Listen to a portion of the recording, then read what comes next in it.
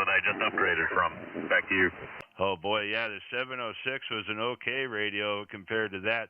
I had the MCHF, one of the original ones there, that got me hooked on SDR, and man, it was just I had to have the 7300 or the like, and boy, my 7300 showed up on field day one year, and I did like 350 contacts the moment I pulled it out of the box. I had a good time with that thing, man. Hey, so what got you interested in radio? Over.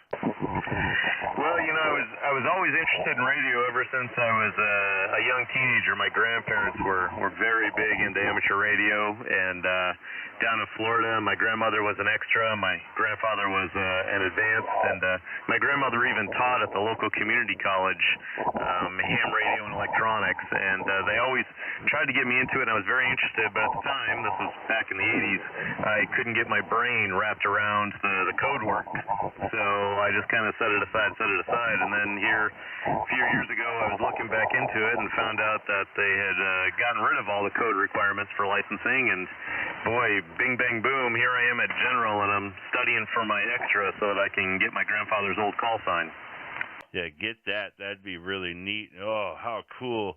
What a challenge that is, too, to pull all that off. Go for it, man.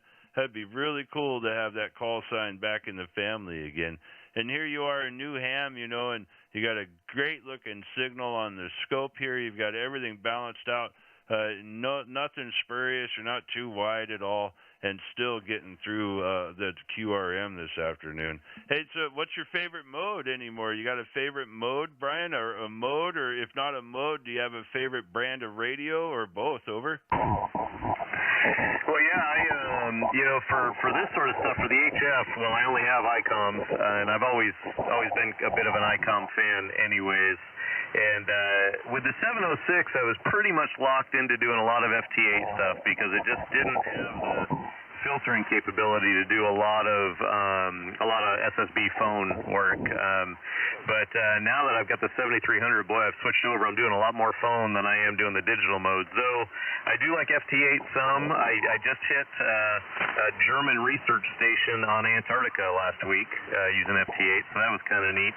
And the other thing I like is JS8 Call. I've got a couple of buddies on JS8 Call that we're able to store and forward messages and things like that, so I can leave my radio on just receiving all day and come home and hear some messages from them, and we can communicate and come up with times and frequencies to chat live, and it works out really, really well. But how about yourself? Very good, man. Yeah, you know, I dodged FT8 up until about 4 months ago, and then I'm like a junkie in here in a dark room sometimes. I love it. It's fun to at least be able to see what's going on. That's enough for me. If I can run through from 6, and I do too, depending on what radio, it'd be either 2 to 80 or 6 to 80. I'll check every band, and I'll look at my reports on my live map there on YouTube and other stuff, my ham clock. I'll look at that report and go, okay, this is the bands that are open, you know, and I don't have a beam or anything, just a couple of end-fed wires strung 2 different directions. But, you know, I'll work around and I'll play around, and I get people to answer me, and I play radio. So for me, my mode of operation is ham radio, but AM is what really started it for me, only because I had a really crappy antenna system with my first radio, and I just happened to make contact with the AMers on 75 meter around noontime, lunchtime, or something like that, and that started it for me. The round robin kind of got going, and then the other side was the noontime net here on 40 at 7284. It starts at about 9 a.m. and goes until about 13 to 1400 every day. Those guys, that original group that I met coming through years ago, were the ones that I could rely on to be on the air every day, and at least to be able to go, oh, the conditions aren't that great, or conditions are good, and still be able to say hi.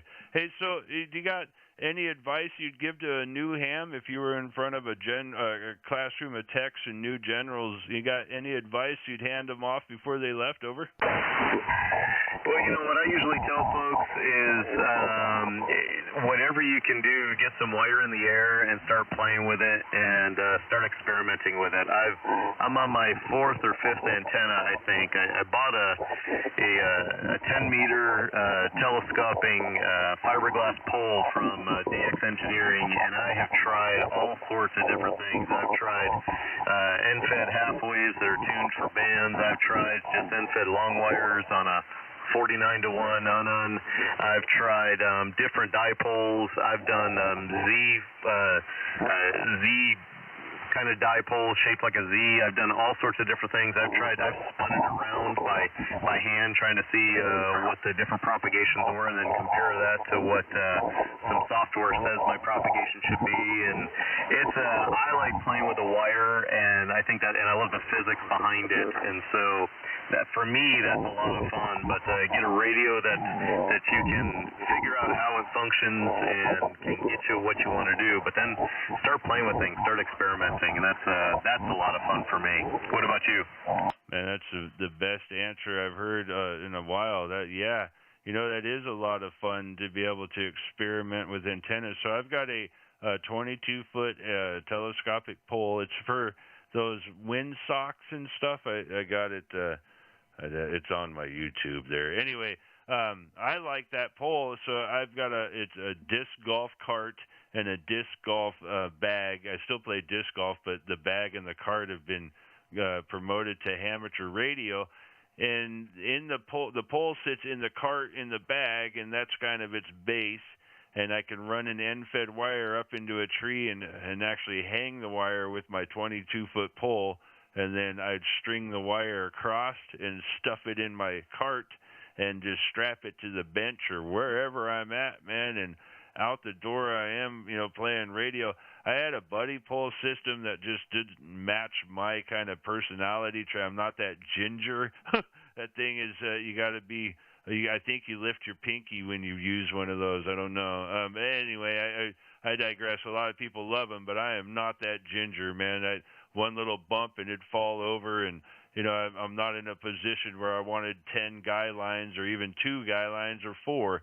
I'm doing POTA and SOTA the best I can, right? So I wanted things in a tight space. So my little Zuka cart and my dynamic disc bag is about the best thing I can use for portable stuff. And that 22-foot pole, man, that thing will get you on the air. Although my 18-foot pole, like 6.8 meter pole, that thing, I could run a wire straight up it, and it would be resonant on 40 meters. So I keep that old crappie pole on the side as kind of a spare.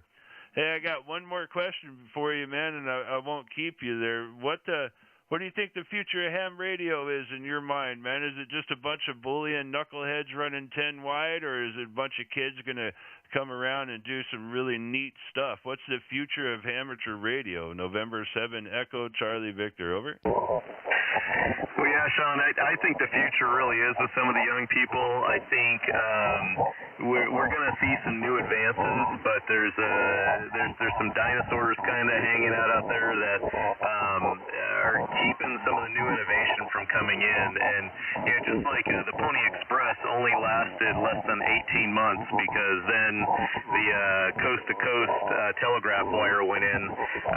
I think some of these things that we hang on to, like CW, very, very, very valuable. However, using protocols like FT8 and JSA call, things like that, we can still do weak signal communications without CW. And so I think the young people are really going to be the future once we can really whet their appetite and they can see some of the neat things they can do, whether it be SSTV or just chatting with peers around the world, but sitting in their basement or whatever they're doing. And some of the digital modes are just absolutely fabulous as well, for like DMR and D-Star and things like that, where you can do 2 meter and 70 centimeter, but through repeaters talking to folks around the world, and it's just absolutely fabulous. I think that's where our future truly is at. How about you? Yeah, I would have to agree. You know, I just did a post not too long ago with a kid who had his license for 3 weeks, newest ham I've talked to in a while, and he was telling me and showing off some new digital modes, and some older stuff like free DV and stuff. But he was saying, he said, man, this is where it's at. We're going to be able to just fire up the waterfall and send text messages back and forth. And he sent me a picture of himself that was like 1.5 wide. It was just really narrow, really fast in a digital mode, not analog at all. And it's still slow scan and whatever, or fast scan in whatever form you want to call it, but was amazing. Ham, his age, right, that youth, just so excited the way we were about the new fandangled whatever the heck it is. Hey, so I've got a topic going on. If you feel like you want to comment on it, I would really appreciate it. If not, just say no. So the next topic we're running is actually about bullying and whatnot through the amateur radio community, and we seem to see a bunch of passive-aggressive kind of BS, especially in social media, and just the way people get responded to when they're just trying to be excited and celebrate things. You got any comments on the way amateur radio has been kind of getting bullied left and right just by other operators? I'm not talking about outside influence or anything. Have you noticed any bullying there amongst amateur radio? Over. Yeah, KJ7RDY here. Yeah, it's kind of interesting, and I think it's indicative of society in general. We've lost a lot of civility. I think the last couple of years just kind of really brought that to a head. And I have witnessed it a few times, both on 2 meters, on some repeaters when I've been traveling, but I've also seen it on some of the HF bands, and even in social media, just some of the ham groups in social media, you see some of the same things, and I think people feel a boldness because they're sitting somewhat anonymously behind a keyboard or behind a microphone, and what's somebody going to do instead of saying something to their face, and unfortunately I do see that. And I don't think we're going to turn that around without seeing a real turnaround in society in general. I think that's what it's really going to take. And that's going to take a whole host of issues. That's going to take neighbors talking to neighbors and just starting to be civil again. I don't think it's going to be anything that can be mandated. I don't think it's anything that the government could do or schools could do or anything else. We just have to start parenting our children and expecting better from each other. And I think that's what's really going to do it. So Sean, actually, I'm getting the signal from my wife to head upstairs for supper. But it's been great chatting with you. Really appreciate it. And hopefully I'll be able to catch up with you again. So N7ECV, this is KJ7RDY 73, and I'll be clear with your final. All right, KJ7RDY, thanks for your patience with me, taking the time, and I appreciate everything you said, man. It's a very valuable lesson learned. It takes a tribe, and it starts at home. But yeah, you're right. It'll take a complete turnaround of a whole. A lot has to be changed and done. Funny how people think they can just get away with what they want. Thanks, man. I appreciate it. Catch me on YouTube if you get half a notion there. Have a great evening. 73 from me, Freda. Good evening. This is Sean, N7ECV. Nice to meet you, okay? Yeah, it was great meeting you too, Sean. It's KJ7RDY, and I'm clear. November 7, Echo Charlie Victoria, Talking Shack.